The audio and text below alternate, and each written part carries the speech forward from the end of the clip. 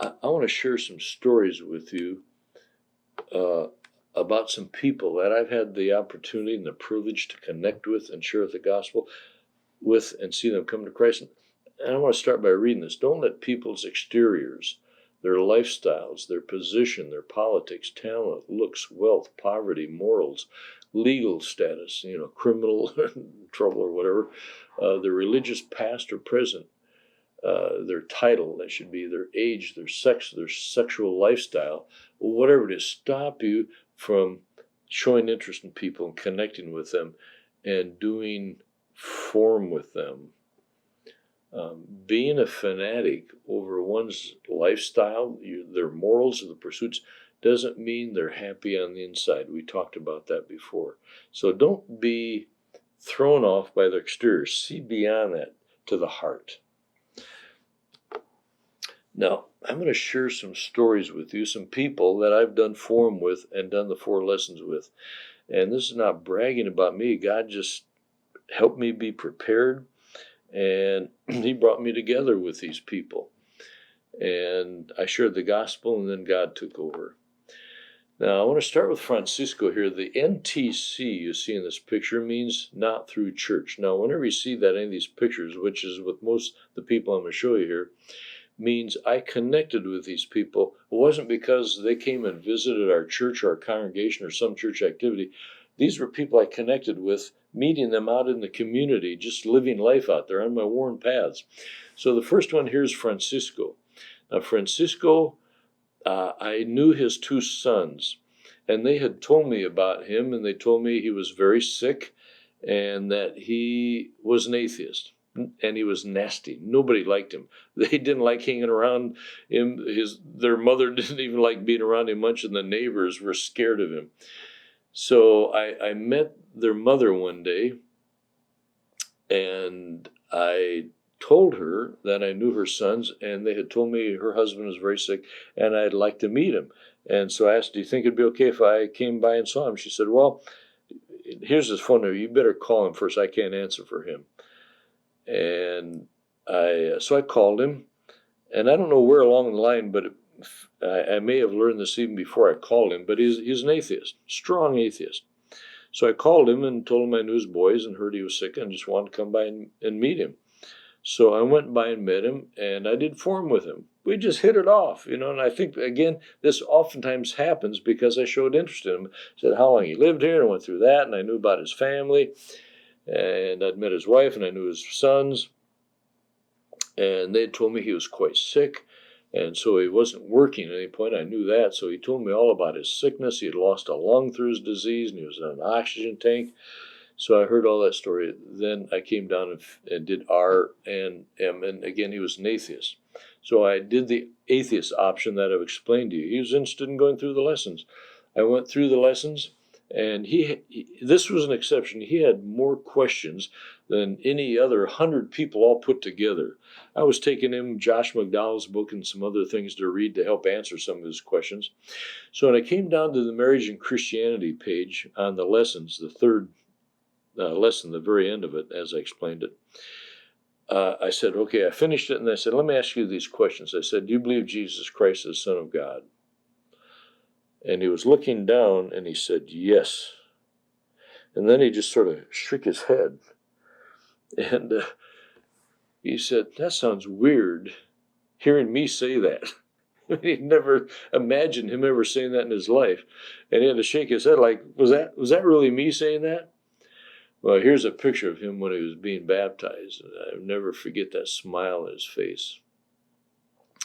So then a couple weeks later, I saw his wife again. She was not sitting in on the studies with us. And I saw her and I said, hey, Sandra, I just want to let you know, if you'd like to go through those lessons I just took your husband through, I'd be happy to come over and take you through those lessons. And we can sit down with your husband, and I'm sure he'd be glad to hear him again. And she said, no thanks. I'm just not into that kind of stuff. So I said, well, if you're ever interested, just let me know. Well, 2 months later, she found me. I was in the neighborhood. She came running up to me, and she's a little short gal you'll see in a minute. She grabbed me by this arm, and she looked up at me, and she said, you got to take me through those lessons. I have to see what changed that man. That was such a powerful testimony. I don't hear that very much, but it was pretty amazing. And here's a picture of us getting ready to baptize her in our portable baptistry. I want to tell you about Steve. I met him through two friends of mine. One was a pre-med student, one was a pre-dental student. They were both taking classes from Steve at the university. Steve was probably 27 years old. He was a genius. He had his doctorate in microphysics. And so I had the opportunity to go over to their house and meet them, and I did form with them. So I got down to our religious background. He said, I don't believe in God, don't believe in the Bible. I'm a scientist. I believe in evolution. And so here's what I did with him. I said, well, Steve, I'm not a scientist. I'm not an expert on those issues. I'm probably not the person to discuss that with you. But if you'd be interested in pursuing that, I've got some books on science and the Bible, and I could find some Christian scientists in the area where we live, and who you could get together with, and if you'd like to ask them, how can you be a scientist and believe in the Bible? They could have a more intellectual discussion with you about that. But there's one thing I know something about it, I'd be happy to share with you. And that is, what does a person need to do to be sure that they're right with God, according to the Bible? And I used an approach like that. And he was interested, him and his wife both. Took him through the studies, and 3 months later, they both accepted Christ and were baptized into Christ. So you got to be available. Don't be scared off by people, what they are. There was another couple. Gino was a playboy. He was a weightlifter. He was a manager of a health club. He was Italian, big curly hair, muscles popping out all over the place. And his girlfriend at the time was Liz. She was a playboy bunny. And we made the approach to them. They were interested in going through the studies. They both accepted Christ. And very different from us, living a very different lifestyle, but were impacted by Christ. I'll tell you about Ryan on the left-hand side here. In this picture, this year that I'm making these videos, he had sent me a message on Facebook. And I didn't even know who he was. So I found this message, and he said, John, I found you on Facebook. I wanted to encourage you. I wanted to write you a note and just say thanks to you for having, in 1985, this is a long time ago, for having done these studies with my dad, who was a doctor, and he accepted Christ. Years later, I accepted Christ. And he said, I've been using these lessons that you had developed back then. And he said, in my lifetime, and he's a graphics designer, graphics art, and a movie producer and other stuff. He said, I probably led well over 100 people to Christ just using these lessons. And I said, well, where'd you get the training for that? And he said, I didn't get any training. Everything that needs to be said is in those lessons. So I just started reaching out to people and sharing them with people. I'm going to come back to the lady in the right-hand picture a little bit later here. The man on the left here is Jaime Ramirez. I met him first, and then I first led his brother to the Lord. I met him through his girlfriend. Did the studies with him. He accepted Christ. Then I met Jaime and his wife Patty. They accepted Christ. Now, Patty took 3 months longer for her than it did for Jaime. Remember the speed of a relationship? So Jaime was ready to be baptized right away. 3 months later, Patty was. And then we did the studies with Jaime and his mother. And she was blind, but she could hear us. We did the studies with her, and him and his brother baptized her. And then we did the studies with her younger brother. He accepted Christ. Then we did the studies with his Patty, Jaime's wife's parents. They accepted Christ. I just heard this last week that her dad passed away, but in Christ.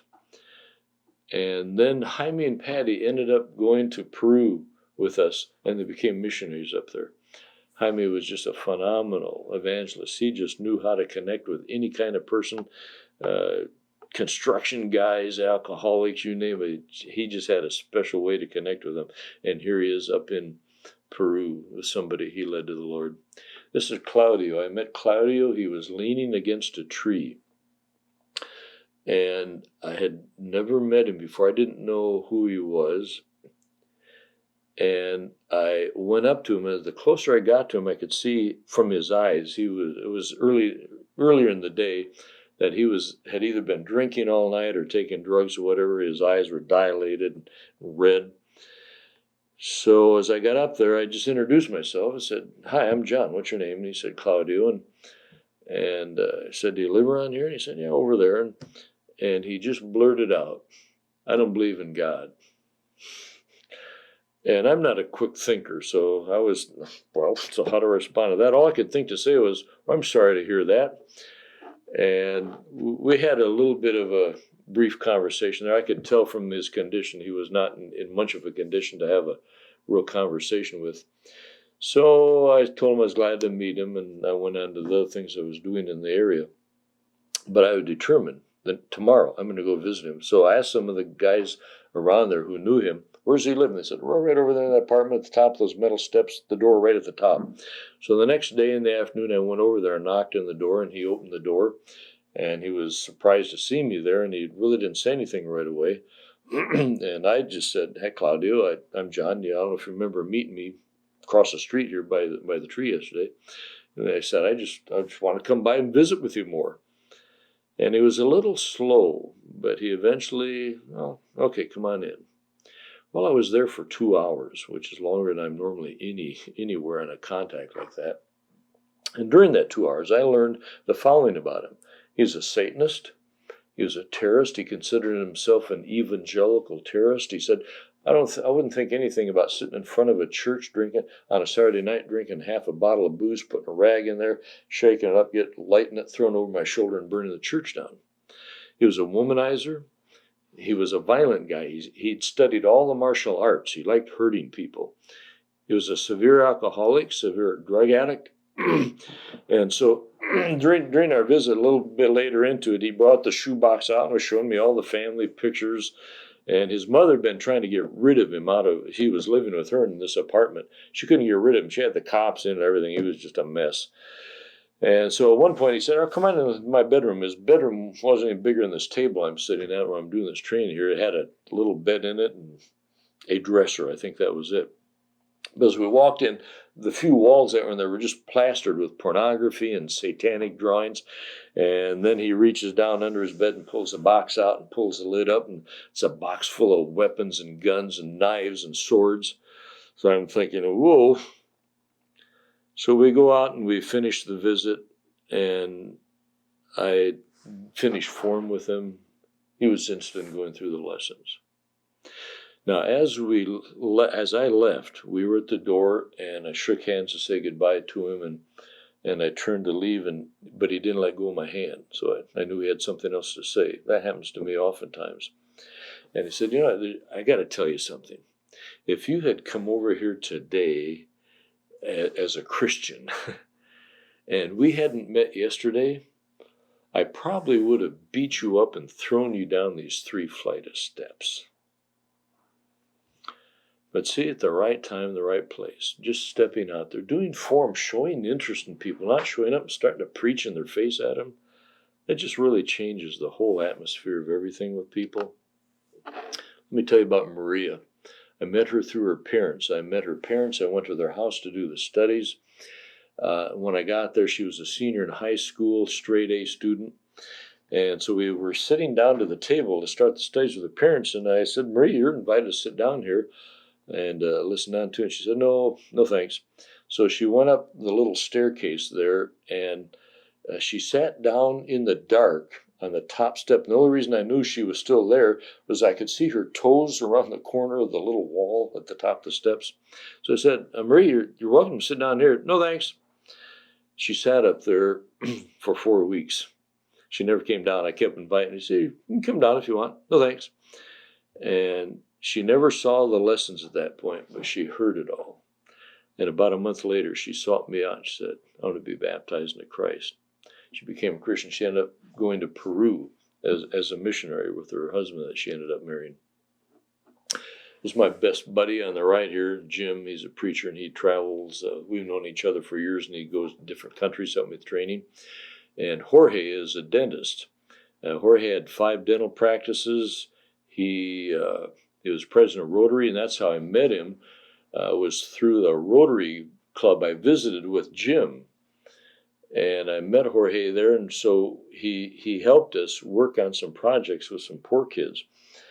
And so I got to know him just on some brief occasions, and I ended up having the opportunity to do form with him. He wanted to go through the studies, took him through the studies. He's the one I mentioned earlier who looked up at me after one of the studies and said, "John, I've been waiting for you to show up for 18 years.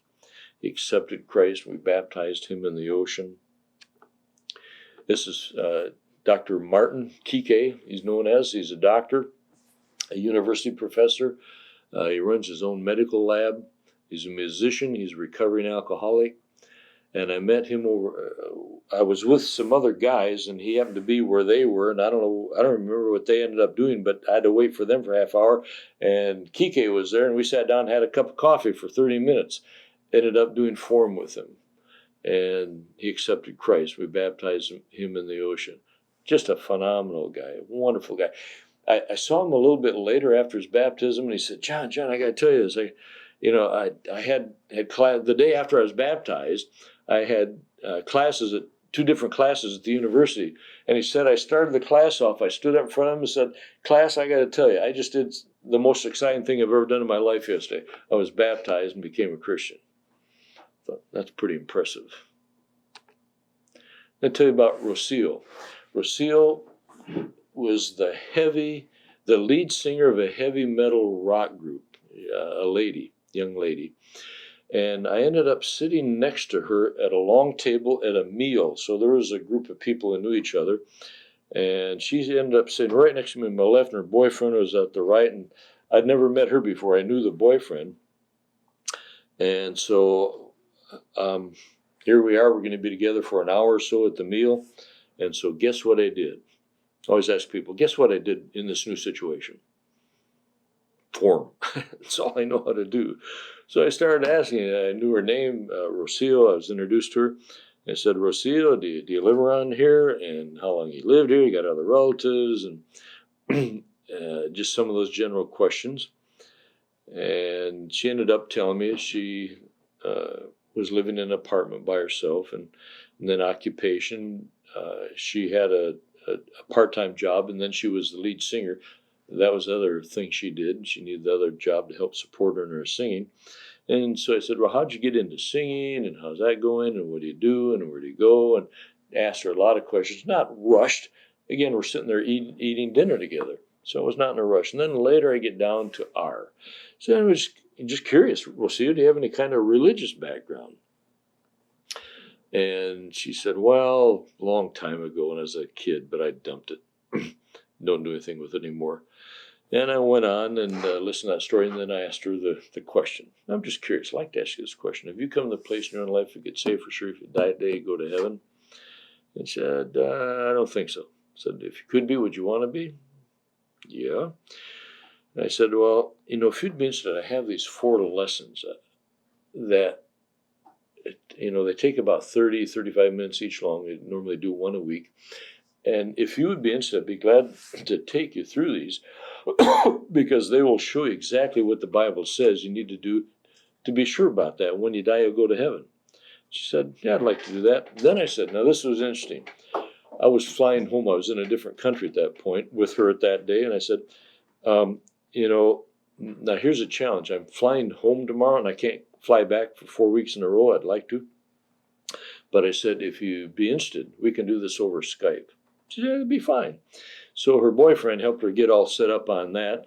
And the next 4 Tuesday nights, we went through the lessons. She could see me, and I could see her. And she had her copy in front of her, and I had my copy. And we went through the lessons, and she accepted Christ, and her friend baptized her in a creek. Now, I got to tell you about Vanessa. This was an amazing story. All these I consider like divine appointments. And this kind of thing can happen to you. I was in Peru for a visit. I was at the airport standing in line to board the airplane. A guy behind me tapped me on the shoulder, and he asked me, what are you doing here in Peru? And I was the only white guy in the line. And I said, well, I'm here. We run a nonprofit, and we're working out in all the poor areas of town. We're helping them, see how to improve their lives out there, and we're helping them with some spiritual things. And anyway, we ended up just a couple minutes to talk, and we exchanged emails. So we get back to, he was in Dallas. He was from this area, but he'd been in Dallas, Texas for 30 years. And he said, hey, next time you go down, he knew I went down regularly. He said, I'd like you to look up my niece, Vanessa. And he gave me a phone number for her. So next time I was down, I tried calling her, couldn't get a hold of her. A few times I called her. So I got back, and he wrote me an email. Well, how'd it go? Did you find Vanessa? And I said, well, I couldn't get a hold of her. And so he writes me back, and he said, hey, don't let me down this time. Don't let me down. You got to talk to her. You got to see her this time. So I said, well, give me some other phone numbers. That one didn't seem to work. So give me another phone number. I got down there, so I started calling her right away because I knew I'd have to answer to Eduardo again. And I finally got her. And so we arranged to meet on Sunday night in front of my friend's apartment that I was visiting there and staying with. So we were going to meet at 5 o'clock. So my friends loaned me their cell phone, or a cell phone they had. So I was down there at 4:30. I wanted to make sure I didn't miss her. So 4:30, 4:45, 5 o'clock, 5:15, 5:25, no Vanessa. So the phone they gave me was a bad phone. I tried calling her like 15 times. One time, finally I got her. Discovered she was on the opposite side of town. So we got the directions cleared up, and about another half hour, I was determined I was going to stay there till midnight. If she didn't show up, just so I could say to Eduardo I was there for 8 hours. But so later, about 6 o'clock, a cab pulls up the corner, and I'm the only guy on the corner, and she gets out, and so we see each other, and we realize that's who we're looking for. And so we introduce ourselves, and we come over, and so I was going to take her up to my friend's apartment because there were people there, and we could visit there and get to know each other. Well, just then my friends with some of their friends were walking by around the corner. They were going over to have dinner. So now I'm thinking, well, I can't take her up to the apartment and be alone with her up there. That's not going to work. And I don't want to stand out here in the street corner. So I said, hey, my friends here are going to dinner. Why don't we just go with them and be our guest? You be our guest at dinner. So she said, okay. So we went over, and again, she sat here. I just met her now. She was a biologist, graduate from the university. And so we sat there, and guess what I did? Form. So I started asking her about, how long she'd lived there, if she'd born there, and all that kind of stuff. And I said, what line of work in? And she told me about her education. She'd graduated in biology. She told me all about that. So we're conversing here through the dinner and talking about other stuff and visiting with my other friends too. Then I come down to R and ask her the question. No, she wasn't sure. Would she like to be? She said, yeah. And I said, well, I've got another problem again here. I've got a problem. I'm flying home tomorrow. So it's another one of those situations. Well, my friend's wife, Danny, she was sitting right next to her. She'd been listening to this whole conversation. And so I said to Vanessa, well, I won't be here for a month, but I'm sure Danny would be glad to take you through these studies. And Danny was a pro at it. And so Danny was already pulling out her calendar. And so they started talking, and they got this all set up. Danny took her through the studies. Vanessa accepted Christ, and they baptized her. Actually, she ended up living with them a couple months before she went to Lima, Peru, to do her internship down there that she had to do. So the next time I was down there, I saw her, and I got to visit with her, and I was congratulating her on her decision to be baptized. She said, I've got to tell you something. That whole experience, remember Eduardo? I said, yeah. She said, everything that's happened here has been a God thing. Now, I was surprised to hear her say that. That's something I might expect to hear a longtime Christian say. But she said, this was a God thing. And she said, remember Eduardo? I said, yeah. She said, he's my uncle, but I've only seen him once in my lifetime. I was 5 years old. I've never seen him since. And she said, we've got all kinds of other cousins here in the city. And why he insisted you find me, it was God's plan. It was a God thing. And then remember when we were on the street corner and we finally met and your friends came walking by and then you invited me to go eat dinner with everybody? We don't do that here. Normal circumstances, I'd say no. Then I'd have said no thanks. I would have gotten back in the cab and left. But the fact I was even willing to go, and then the conversation we had, and that resulted in the studies. So, folks, you just never know. You have to be prepared and just be willing to have that conversation and see where it goes. The lady in the blue T-shirt here, she lives in a mud house, adobe house. There's no water, no electricity. It may have changed since this time. The bathroom was a dirt pile outside. She was taken through the 4 lessons, and she accepted Christ, and she learned how to use them within a year. And within a year and a half, she led over 30 women to Christ. And here she is baptizing some of them in this little creek outside of town. Ladies, you can do this. Don't underestimate your connections. James, who's my computer repairman, he's the man on the left.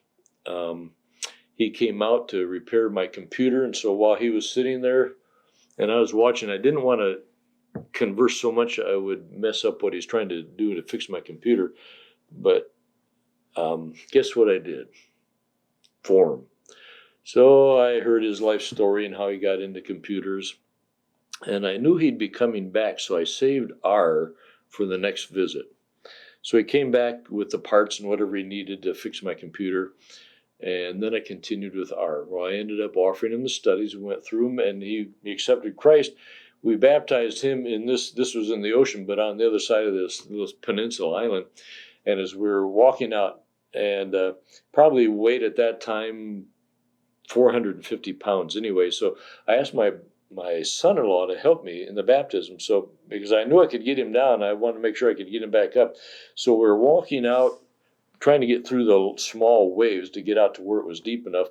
So I was here, James was here, my son-in-law was on the other side, and out of the corner of my eye, as we're trying to work our way out, over here, all of a sudden I see this shark fin come right in front of us, within 3 feet, just, and so I'm thinking, so I was afraid to look back at James as I saw it go off that way, but finally I said, what do you want to do? Do we keep going or do we run? And he said, no, let's keep going. So we went out and we baptized him. And he told my wife later, that was the first time in his life he'd ever intentionally put his head under water. So this guy really wanted to follow through with this. And then we reached out to a dear friend of his, a lady, and we did the studies with her, and she accepted Christ. Computer repairman, whoever it is. This is Shaw in the middle. The man on the left is an Ethiopian, a friend of mine that I met. He was already Christian. Shaw I met at a park. He was a street person at the time. And we ended up staying in the back of this park with some event by some African Americans going on. I saw him standing over next to me, and I went over and said, hey, are you part of this group? And he wasn't. Guess what I did for him? You live around here? How long you been here? Where'd you come from? He's from Belize, found out. And at the time he was unemployed. He'd been a truck driver, semi-truck driver, but he'd lost his job, and he was literally living on the streets. Offered him to take through his studies, took him through the studies. It was about 3 or 4 months later before he was baptized, but we baptized him out here in the ocean. And he's become part of our family. And he's a handyman, so he's been real handy to me, helping me around the house, but we've really grown close together. Here's the girlfriend of another friend of his that I met, Lupita. I met her through Shaw. And I took her and her boyfriend through the studies. He had already been baptized, and she accepted Christ, and she was baptized. Let me tell you about Emery. I've got 3 stories left here. Emery is a neighbor of mine. His wife, you see in the picture with a towel around her shoulders, Laura. Laura's from the Philippines. One day, Laura had been helping with my mother-in-law, who's currently 99, and Laura has some nursing background, so she'd come up once or twice a week to help my wife take care of her mother, who lives with us. And so one day, Laura asked me if I could take her and Emery up to the pharmacy to get his prescriptions. And she had said he was quite ill, and neither of them drove. He wasn't driving anymore. She used to drive, or she never has driven. So I said, oh, of course. So one day I went down and picked him up. The first time I'd met Emery. So he's in the car, she's in the back. We drive up not too far to the pharmacy. She gets out and goes in the pharmacy. So Emery and I are sitting there, and other than a little chit-chatting, driving up there, we're there, and we never met before. So guess what I did? Same thing. Emery, how long have you lived here? So I did form.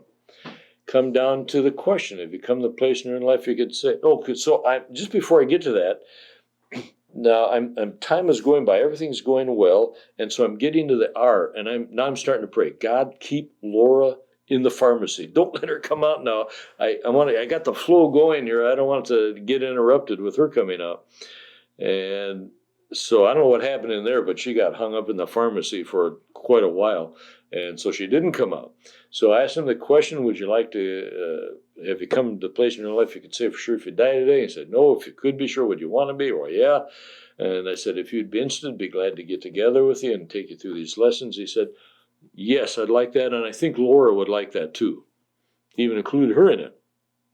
So she came out soon after that. We went back, and the next week I started taking them through the lessons. Now, Emery was in quite a situation. You can see he has an oxygen tank there. He had COPD. I just did his funeral about 4 months ago. He had COPD. He had asthma. On top of that, he had an allergy to the sun. He had been in the Air Force when he was a young man. They gave him a medical discharge. He couldn't be out in the sun at all. His skin was just like scabs all over, even here. And then he had a spider bite on his back, about that big around, that had been there for about 10, 15 years. It would not heal. It was one of those recluse spiders. And then it had cancer developing around that, and they couldn't do anything to stop it. He couldn't see out of this left eye. He had fallen at work years ago, and they said, took an emergency room. It's okay. Well, it wasn't okay, so he lost sight of that. And other stuff. I can't remember it all. So he accepted Christ. We took him up to some neighbors of ours who had a pool to baptize him, and it was deep. So, and he can't walk very well. You can see he never could exercise or anything, so he was overweight, and he has bad knees. So, and the steps in this pool were deep, so it was really a challenge to even get him in the deep end. Then I got in there, and the water was like up to my chest. And so we got him down there, and again, I was by myself, so I'm thinking, I'm a little leery just to lean him back here and it's easier getting people by their body weight and all to get him up, but I'm just a little afraid with his health conditions. And so I said, Emery, normally I lean people back, but here's what I'm going to suggest. When I finish saying what I want to say here and say, now I'm going to baptize in the name of the Father, Son, and Holy Spirit, I just want you to sort of squat down, bend your knees as much as you can, because I knew the water was deep enough. So he did that, and he just went under the water and came back up. And then he couldn't walk back up the steps. He couldn't climb. He had to crawl up. So we helped him crawl up, and once he got up the top of the steps, he stood up, and they put the oxygen tank back on, and I looked at his toes. I was still in the water. All of his toes were bleeding. He had scraped them on the pool, getting out of the pool. Well, his wife's a nurse, so she got him over there and took care of him. First time I met him. And again, I've said this before, when you use form and this approach, it doesn't always work, but if it wasn't for the fact I knew the Holy Spirit was working, I'd think, man, this is just like magical almost at times. It's not magic. It's God working. There are people out there who are seeking him, and he's waiting for us to make the approach to these people and not say, hey, why don't you come to church with me? They'll let the preacher tell you. Most of them aren't going to do that. We have to be prepared and connect with them. 2 stories left. This is Juan Carlos Ollane del Gasca. I met him in the prison. He was leader of a gang. He was known as Angel of Death. I did the studies with a group of prisoners, 40 of them or so in the prison. Long story short, he was known as the Angel of Death. He was a killer. He ran the prison. He accepted Christ. We baptized him in a kid's pool we took in with guards with machine guns standing around just to make sure nothing funny went on. He was released from prison, which we don't understand why. He was condemned for 38 years, and they'd never even caught him for hardly any of the murders he had done. But after he got out of prison and he became a Christian, he had become a Christian, he was out, he's gone through so many crises. It's unbelievable. And to this day, they've not stopped for 15, 18 years. he was stabbed in the back. He lost a lung. That's why he's got the oxygen thing. You don't see the big green tank. He couldn't go anywhere without that 50-gallon or whatever that big oxygen tank was. So that was rather limited in his life. And he was a tough man of steel. And then another time you see him with that sore in his arm, with the thing in his neck. He had an electric or a cable fall in his neck from up above. Flame shot out of his stomach and out of his arm there. They thought he was dead. Got him to the hospital. The doctor said he'll never walk again. Well, he did. He's been shot in the shoulder. He had his back broken. He was attacked by a gang to rob him of his money. So you see the latest picture of him down there. He looks pretty old. But he's about 54 in that picture. And but he is faithfully following Christ. You can read part of the story of his life under the free books. I've written part of the story about his life as in Christ. The title is My Journey with Johns. He considers me his dad. His parents were killed when he was 5 years old. But just an amazing story of how God works in his life, and who me. And we joked about this many times and said it's really funny how God brought us together. He's a gypsy, dark-haired, dark-complected. I'm a blonde, used to be blue-eyed. He's killed all kinds of people. I've never slapped anybody in my lifetime.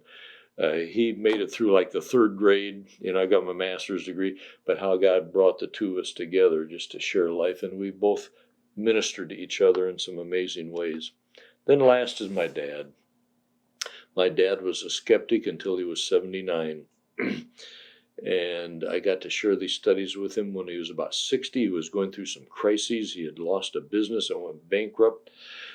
And that opened the door for me to take him through the studies. He heard the gospel. He didn't accept Christ at that point. But when he was 78, he got colon cancer. And God used that to break his hard heart down. I've read that in California, in the United States, there are some kinds of pine trees that have pine cones, where all the seeds are, and then the pine cones fall down, seeds come out of them. There's some kinds of pine cones that the seeds will only germinate and sprout and start another tree when there's a fire. Lots of other pine trees, the seeds just fall on the ground, they'll just sprout up. And so I've thought about that, treating those pine cones. There's some kinds of people who will only really open their lives up to Christ and their need for God when they're in crisis. So don't overlook that opportunity to show interest in people when they're going through crisis, unbelievers, and do form with them or update form with them and offer them the gospel. So my dad at 79, the year before he died of cancer, accepted Christ and was baptized into Christ in a therapy tank in the home where he lived at the time, right next to my sister, near my sister. And it was quite an emotional experience. So don't give up on people. Doesn't mean everybody's going to accept Christ, but just don't give up. Love them, share the gospel with them, offer it to them. If they're willing to listen, share it with them. Always be available. So this brings us to a conclusion for all of our training sessions. I encourage you in the name of Jesus to take this stuff, practice it. Don't give up. There's only one person that wants you to hear all this, learn it all, and do nothing with it. And it's not Jesus. So he's called us all to be his ambassadors. If there's anything we can do to help, contact us through our website. You've got leaders who are learning how to do this. Stick together. Keep doing it and keep training others. May God bless you. See you in heaven.